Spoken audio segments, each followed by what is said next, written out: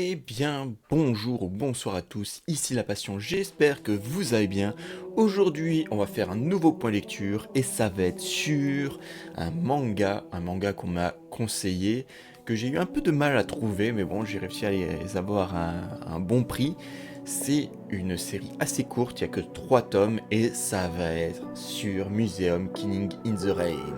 Et on va tout de suite commencer par les notes et on va commencer, comme j'ai dit, par l'édition. Alors, que vaut l'édition de chez Pika? Alors, déjà, il faut que je vous le dise, ce n'est plus édité, donc vous êtes obligé de les acheter en occasion. Et ils peuvent valoir un peu cher, je sais plus à combien je les ai payés, mais bon, si je les ai pris, c'est que ça allait. Par contre, l'édition est plutôt pas mal, voilà, c'est du grand format, du format Seinen. Les pages sont de qualité. Euh, D'ailleurs, bon, un peu dommage, il n'y a rien quand on enlève les jaquettes. Voilà, on a juste le truc, bon, ça c'est un peu dommage, mais bon, ça fait rien. Le titre est un peu en relief, voilà, on le sent quand on passe le doigt. Bah voilà, j'ai pas grand chose à dire. Même, voilà, c'est que vu que c'est plus édité, donc c'est un peu difficile à juger, mais bon, je vais juger dans l'état, c'est mieux que ce qui est fait dans la moyenne, j'ai envie de dire. Et c'est pour ça que je vais mettre la note de 7,5 pour l'édition de Pika. Et on va tout de suite passer au dessin. Alors, que vaut le dessin de Museum Killing in the Rain? Eh bien, ça va, c'est plutôt pas mal. Après, c'est pas extraordinaire non plus, mais bon, ça fait le taf, j'ai envie de dire. C'est assez bien dessiné. Voilà, c'est un style très réaliste. Voilà, il n'y a pas de... Il a pas de trucs un peu bizarres, de tête un peu trop grosse, ça se veut vraiment très très réaliste. Voilà, c'est un thriller, j'ai oublié de le préciser, ou un policier thriller.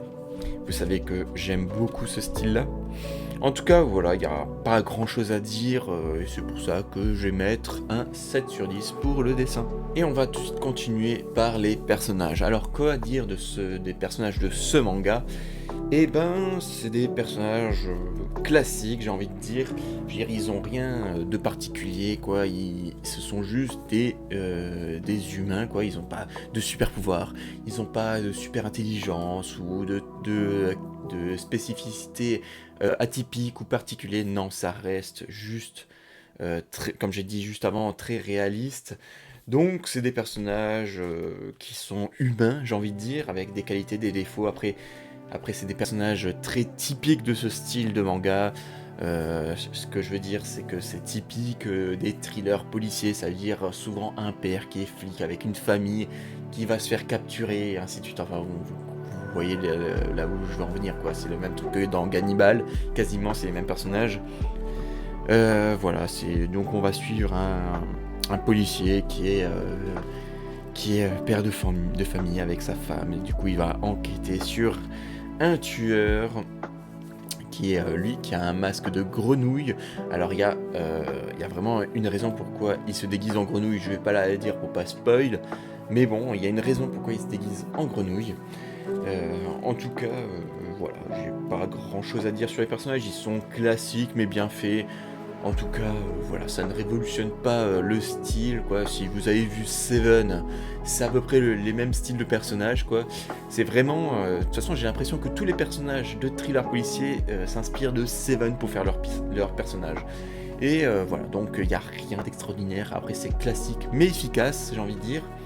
Et voilà, c'est pour ça que j'ai donné la note de 7 sur 10 pour les personnages. Et on va tout de suite parler du scénario. Alors, bah là encore, j'ai envie de dire, c'est du classique, hein. Si vous avez vu Seven, comme j'ai dit avant, eh ben vous avez à peu près l'inspiration principale de ce manga. Donc si vous avez aimé Seven, avec un peu de saut, mais très légèrement, vous allez aimer ce manga. Voilà, So Bone Collector aussi, si vous avez vu, avec Angelina Jolie et Denzel Washington. Un très bon film, enfin que moi j'aime bien. Voilà, ça s'inspire un peu de ce style-là. Voilà, un tueur qui laisse des indices par-ci par-là après chaque crime. Et voilà, ça se veut ça. Donc ça, encore une fois, j'ai envie de dire, c'est du classique, mais efficace, quoi. J'ai été pris dans le scénario. Après, ça ne révolutionne absolument rien dans ce style-là.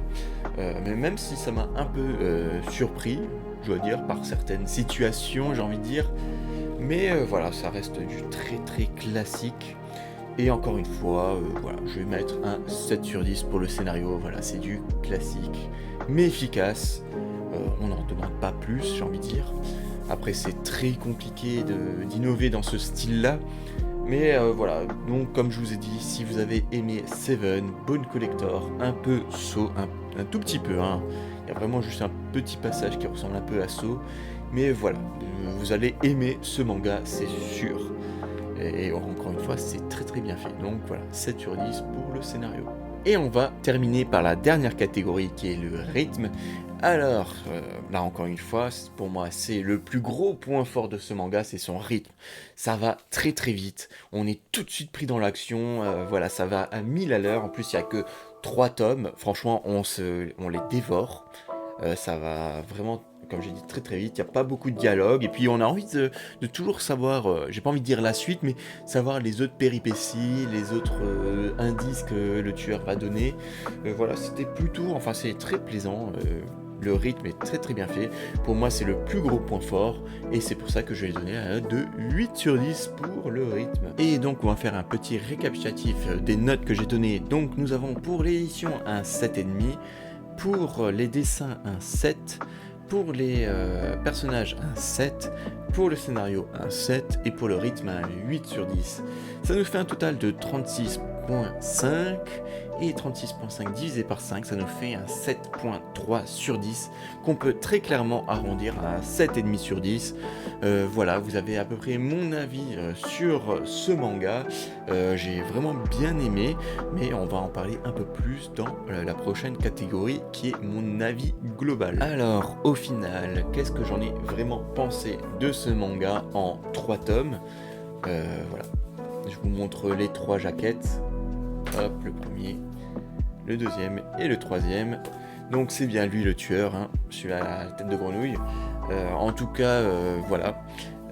Alors j'ai beaucoup aimé ce manga, en tout cas ça m'a fait plaisir de le lire, voilà, 3 tomes, même si j'aurais bien aimé que ça aille un peu plus loin, genre qu'il y ait 4 ou 5 tomes, 2 ou 3 tomes, enfin 1 ou 2 tomes de plus plutôt, parce que j'étais vraiment pris dans le truc, pris dans le scénario, pris dans cette histoire que j'ai pas mal aimé. Voilà, comme je l'ai dit juste avant, si vous avez aimé les thrillers du genre Seven, Bone Collector, Saw, vous allez aimer ce manga, Museum Killing in the Rain. Parce que ça reprend un peu les codes de tous ces mangas-là. De tous ces films-là, pardon. Et voilà, donc après, comme j'ai dit, ça ne révolutionne absolument pas le style, ça reste du très classique, mais voilà, ce qu'il le fait, il le fait bien, ça se voit que l'auteur aime ce style-là, et il arrive à bien le retranscrire et à le créer en manga, en tout cas avec un style japonais. D'ailleurs, je vais dire l'auteur, c'est le dessinateur et celui-là qui a fait le scénario, c'est Ryosuke Tomoe. Alors je vais me renseigner sur lui et voir ce qu'il a fait d'autre, parce que j'ai bien aimé ce manga. Après, est-ce que je le conseille ou pas? Si vous l'avez... déjà, il faut aimer ce style-là. Donc si vous aimez les thrillers, oui, je vous le conseille. Mais surtout, il est plus édité, donc ce sera que de l'occasion, et essayez de le trouver vraiment à un bon prix. Parce que... voilà, il cote un peu, on va dire. Il est un peu difficile à trouver. Mais voilà, avec un peu de patience, on peut le trouver. Et si vous le trouvez pour vraiment pas cher, bah je vous le conseille. En plus, voilà, 3 tomes. Voilà, pour commencer une connexion. En plus, l'édition est pas dégueu. Regardez, c'est assez épais. Hein, les pages sont vraiment de bonne... Enfin, l'édition est vraiment de bonne qualité.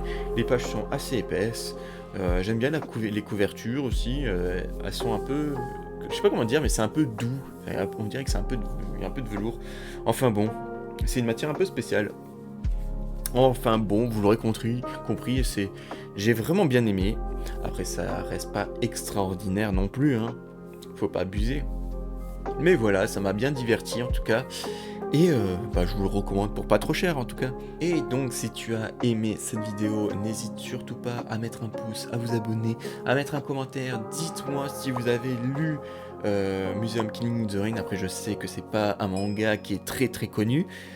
C'est bien dommage, mais en tout cas, dites-moi si vous avez lu, qu'est-ce que vous en avez pensé. Si vous avez d'autres recommandations de ce style-là, je suis toujours preneur. J'adore les policiers, j'adore les thrillers. Voilà, même en comics, hein, d'ailleurs. C'est pour ça que j'aime beaucoup les Batman. Mais voilà, donc dites-moi en commentaire si vous avez des recommandations. Je suis toujours preneur. Et d'ailleurs, si vous voulez parler avec moi, je suis en live sur cette chaîne, sur Twitch ou sur Discord. D'ailleurs, vous pouvez aussi me rejoindre sur Twitter, X maintenant. Voilà, je poste tout ce que je lis, à part quoi je commence. Enfin, voilà, si vous voulez voir un peu mon actualité, n'hésitez pas à me suivre sur Twitter. Et d'ailleurs, en live, moi ça me fait toujours plaisir quand vous venez. Là, je suis en train de jouer à Nioh. Je fais aussi du League of Legends. Là, en ce moment, je fais aussi du Call of Duty Black Ops 6. Si ça vous intéresse, bien sûr. D'ailleurs, n'hésitez pas à venir, hein. On peut se faire quelques parties ensemble. Moi, ça me ferait très plaisir. En tout cas, voilà, je vous souhaite à tous une très bonne journée, une très bonne soirée. Soyez gentils dans les commentaires et l'esprit shonen. Et clap de fin.